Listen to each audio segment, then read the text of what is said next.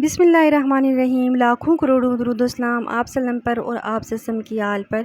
अस्सलाम वालेकुम जी। इस दुआ और उम्मीद के साथ कि आज का दिन हम सब के लिए रहमतों बरकतों आफियतों वाला हो, आमीन सुम्मा आमीन। तकरीबन 10 बज रहे थे और अभी मैंने नाश्ता किया और उसके बाद मैं आ गई थी किचन में बर्तन धोने थे और उसके साथ साथ मुझे आज किचन की थोड़ी सी डीप क्लीनिंग भी करनी थी। अच्छा, हम किचन को तो क्लीन करते हैं, रोज़ बर्तन धोते हैं, क्लीनिंग करते हैं अच्छी तरह, लेकिन कुछ चीज़ें ऐसी होती हैं जिनको हम रोज़ाना क्लीन नहीं करते। अब ये रैक है, अब इसको मैं रोज़ाना तो क्लीन नहीं कर सकती, वॉश नहीं कर सकती। इसके ऊपर चीज़ें भी होती हैं और रोज़ ये इतना गंदा भी नहीं होता कि मैं इसको डेली जो है ना इसी तरह क्लीन करूँ।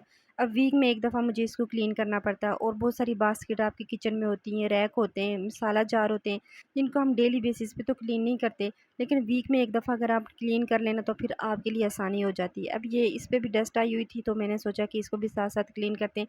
और वीक में एक दफ़ा मैं अपने पूरे किचन में जो चीज़ें मैं डेली क्लीन नहीं ना करती उनको फिर मैं वीक में एक दफ़ा ज़रूर क्लीन कर लेती हूँ। जब आपकी चीज़ें क्लीन रहती हैं ना, आपका किचन साफ़ रहता है, आपको फिर मेंटली बड़ी सेटिस्फेक्शन मिलती है चीज़ें अपनी साफ़। बर्तन धोने से पहले मैं इन चीज़ों को साफ़ करके इनको छोड़ दूँगी ताकि ये खुश्क हो जाएँ। जब तक मैं बर्तन धोती तो ये खुश्क हो जाएंगे, फिर साथ साथ मैं इनको अपनी जगह पर वापस सेट भी कर दूँगी।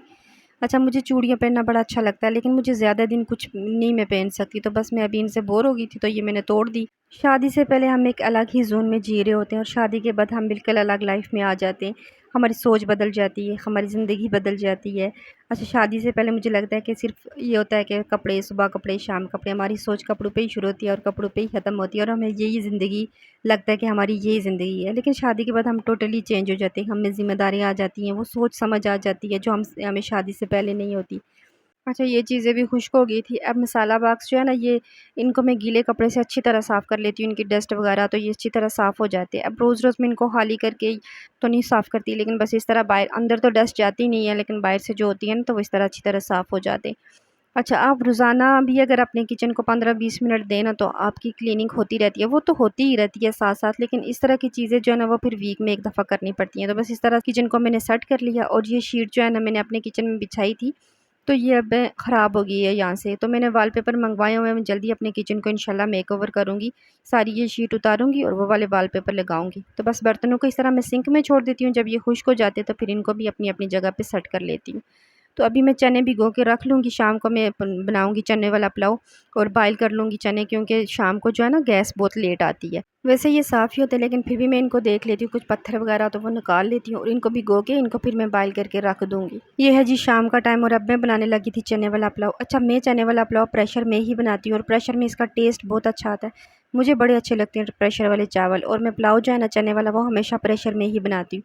तो सबसे पहले मैंने गरम मसाला डाला, उसको थोड़ा सा कड़काया और उसमें मैंने प्याज डाल दिया। अब प्याज को मैं इतना ब्राउन करूँगी जितना मुझे चावलों का कलर चाहिए। तो बस साथ मैंने लहसुन भी ऐड कर लिया था और टमाटर ऐड कर लिया। उसके बाद इसमें मैं सारे बेसिक मसाले ऐड कर लूँगी। नमक, दड़ा मिर्च, खुश्क धनिया पाउडर, खुश्क ज़ीरा पाउडर, लाल मिर्च पाउडर और थोड़ी सी हल्दी और थोड़ा सा मैं इसमें बिरयानी मसाला भी ऐड करती हूँ टेस्ट के लिए। जो चने बॉयल करके जो पानी बचा था ना वो मैं इसमें ऐड करती हूँ, इसके साथ अच्छा टेस्ट आता है। जब तक मसाला पकता मैं साथ साथ रायते की भी तैयारी कर लूँगी।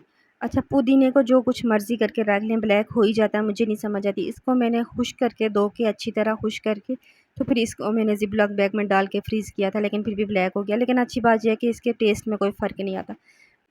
अच्छा, यहाँ पे चने और आलू डाल के थोड़ी-सी बुनाई करनी थी, लेकिन मेरे ज़हन में वीडियो बनाते-बनाते बस मैंने एकदम पानी डाल दिया। लेकिन ख़ैर कोई बात नहीं, टेस्ट में कोई फ़र्क नहीं आता।